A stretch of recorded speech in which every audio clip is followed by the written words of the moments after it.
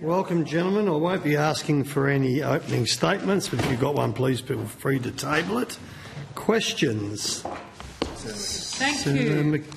Senator McKenzie. Gentlemen, can Airservices Australia supply the committee with all sod props data, including both daytime and nighttime operations? Senator Jason Hartfield, Chief Executive Officer, yes. For Brisbane Airport? Yes. Since the opening of the new runway in 12th of July 2020, and the data should include dates, the number of sod props, flights and hours of operation. Yep. Yes.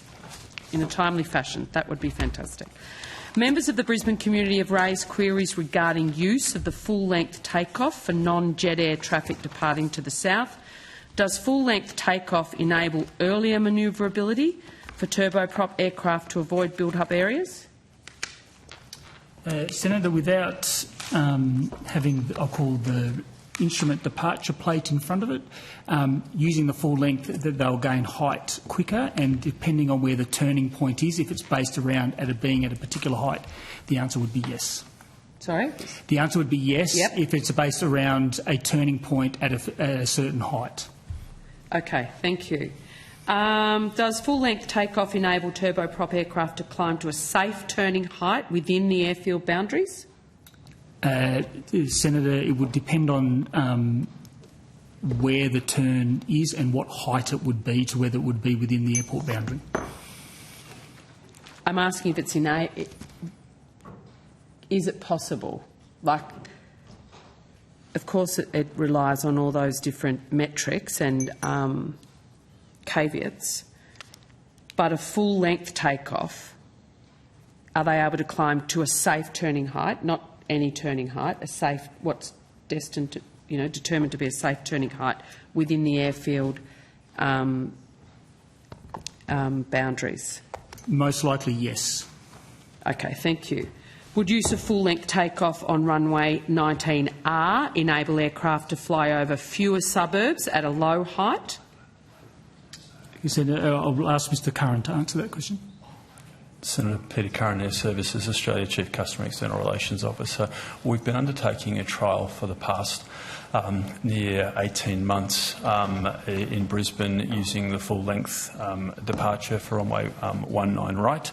Thank you, 19R, not 19. We've been gathering data on the performance using our noise monitoring stations located throughout Brisbane. We've been publishing that data on a quarterly basis for the Brisbane community and engaging with the AAB, which is the Airport Advisory Board, which was established earlier this year by the government, and providing that information. We're soon to make a decision as to the continuation of that trial and also another trial for extension of SOD props. That's an acronym for simultaneous opposite direction parallel runway operations. Both of those trials have been running for approximately 18 months, and they were instigated from a former noise body established by the then government called BAPAF, the Brisbane Airport Advisory Forum. So we've been gathering that data, publishing it, and we'll be making a decision as to the ongoing for both of those trials. Mr Curran, we have very limited time today, so if you could, I know it seems quite rude, but if we could just ask and answer the questions, it would be really, really helpful. So does it allow you to fly over fewer suburbs at a low height, or you're just doing pilots? You don't know yet. Senator, is the answer you don't know yet? The data we have shows that there is no discernible noise difference over the communities that we have noise monitors for. So the answer is, I think the answer is no to your question. It doesn't allow you to fly over fewer suburbs, and the suburbs that you do overfly, there is no discernible difference in noise. So what areas of Brisbane would be less impacted? None. On the data we have, none, and two locations, St Lucia and a nearby suburb, there was a 1 decibel worse outcome for residents there. Has Airservices Australia recommended pilots use the full length of the runway at Brisbane? Senator, that's correct. That is the trial that we have in place for runway 19 right. Does the use of the full runway for takeoff impact on the amount of thrust needed to achieve height markers in the flight paths? Senator, I'd have to provide that answer on notice. There's some quite significant technical complexities with that. And does use of the full runway for takeoff enable pilots to use full thrust to climb higher, quicker, reducing impact of aircraft noise on residents and businesses underneath the flight path? Senator, the answer from the data we've gathered over the last of the trial has been no. Has been no.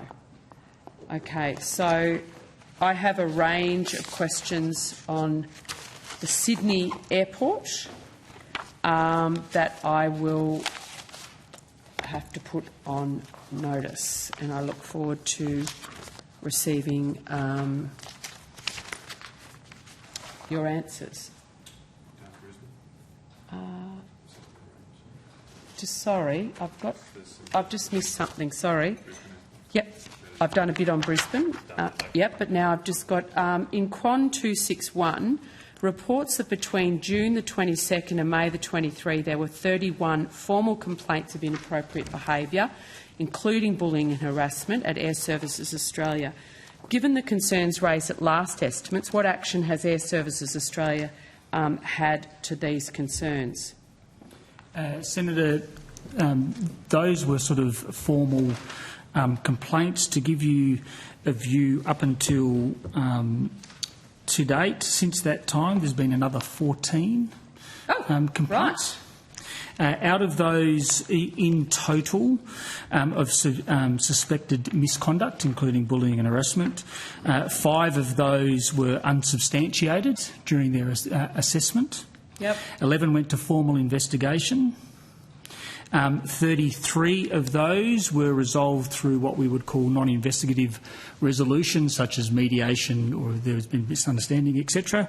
And 5 are still being assessed to whether they go to full investigation. Have you completed that review of culture at Airservices Australia? We previously did that in 2020. We've had a progress review done by Elizabeth Broderick and Co, and that was published on the 28th of September. It is on our website, and our response plan I actually have here, and I'm willing to table. It's also available on our website, but I've got our response plan here. Mr. Harfield, we'll take that. Has Minister King raised any specific concerns with Airservices Australia regarding the number of complaints received? Not specifically, other than ongoing concern which we will report quarterly on our whole culture journey, and which includes statistics, etc., accordingly through our normal formal reporting. Senators around this table have been on this committee for a very, very long time and are quite tired of hearing Airservices Australia walk in every single estimates with appalling lists of bullying and harassments. Reviews are announced, reviews are completed, action plans are drafted, and everyone just marches on. Tell me something is going to be different, Mr. Harfield. Senator, as you'll see from the progress report, is that some things have changed since the 2020 review conducted by Elizabeth Broderick. There are some areas where action has taken, and due to a range of things, there's some areas that have not gone as well as we expected. That's the reason why we actually do progress reviews, to actually ensure are we on track and are we improving.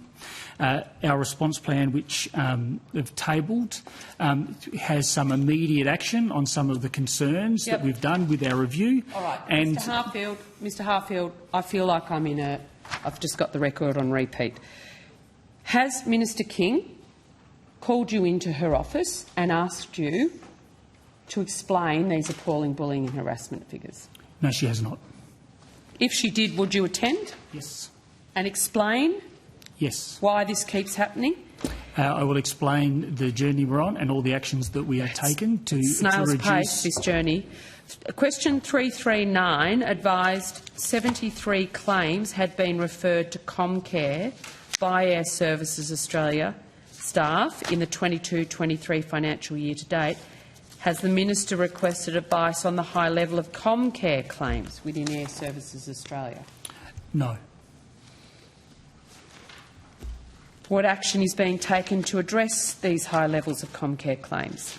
A range of actions, Senator, depending on what the case is that as we have a high level of some of our activities, such as our aviation rescue and firefighting services and the physical activity associated with them. A lot of our Comcare claims are around soft tissue injuries and those type of injuries, and so return to work and work through a range. We'll have to give it on notice on all the work that's being done across all those claims. But the Minister or her office has not reached out to Airservices Australia to ask what is wrong in the state of Denmark? The Minister has not reached out to have a briefing on the Comcare. Can you please provide an update on the noise action plan for Brisbane? Yes, we can.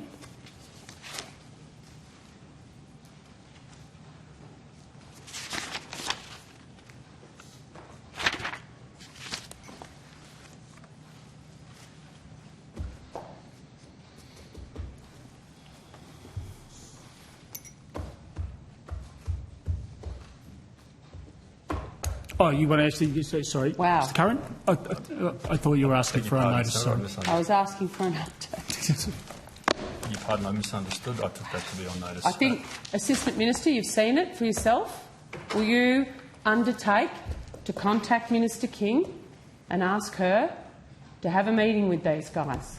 Because you've sat around this table long enough as well that these workers and these unacceptably high bullying and harassment claims and Comcare claims for an organisation this size need to actually be dealt with at a ministerial level. I'm sure Minister King, like we all do, expects the highest standards possible and that these are dealt with appropriately at all times. So you think the Minister's dealt with this appropriately? I think that she expects that the... I know that. I'm asking what you, having heard the evidence here and not your first rodeo, will you undertake to let her or her office know that this is something that needs to be dealt with, that she needs to sit these guys down and show them she is serious about this? I'm sure that the Minister will take appropriate action. We'll see about that. How many noise complaints have been received in the Brisbane region in the past 12 months? Senator, just one moment.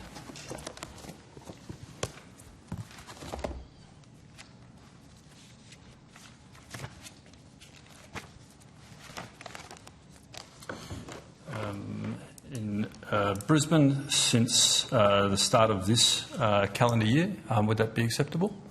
Yeah, sure. Okay, since to September year to date, we've had